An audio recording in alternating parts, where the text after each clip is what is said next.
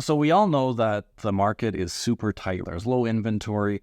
So I find that it really helps when buyers are organized. Now, Renee, what would you say are two things that can really give a buyer an advantage in this market? I think the two biggest things buyers need to look at are a fully underwritten pre-approval. Fully underwritten means that we've seen their documents, we've seen their job letter, their pay stubs, their down payment information.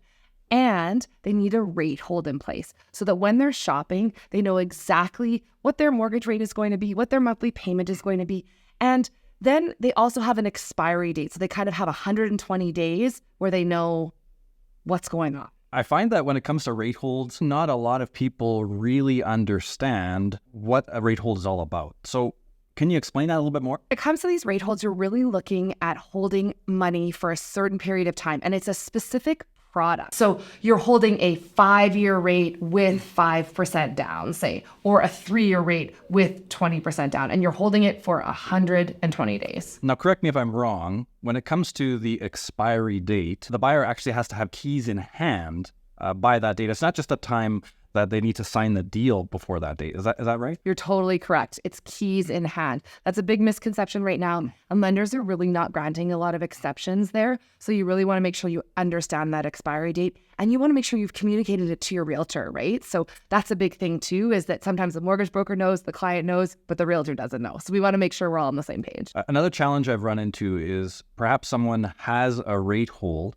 but then they want to change it afterwards. Like, for example, maybe they have a 5-year rate hold, but after they want to change it to a 3-year. Now, I know this is possible, but it does take extra planning, doesn't it? It does take a ton of planning. And so you can't do that at the big banks. Like, they can only hold one mortgage product for you. So if you go in and you request a 5-year rate, that's what's being held. However, if you're working with a mortgage broker and you have that conversation with them to say, I'm not quite sure on my down payment, or I'm not quite sure if I want to hold 3 years or 5 years, then they could say, no problem, let's hold both. And maybe you send a 5-year rate hold to one lender and a 3-year rate hold to another lender, so that you have both options on the table when it actually comes time to pull the trigger. So I've put a lot of rate holds in place for you, and I know that we've put a lot of them on letterhead. I'm wondering, has that been helpful to your clients when they have that rate hold and pre-approval on letterhead? For sure.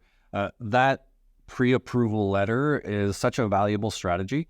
Especially in this market where we run into multiple offers, it adds strength to the offer. So when a seller sees that, they have proof that this is a strong client and that this actually is going to go through. So those pre-approval letters are such an advantage for the buyers. Okay, so I guess the key takeaways are get a rate hold, get a pre-approval. A fully underwritten pre-approval, and you got to make sure you understand that rate hold, right? Totally, exactly. And get a great realtor.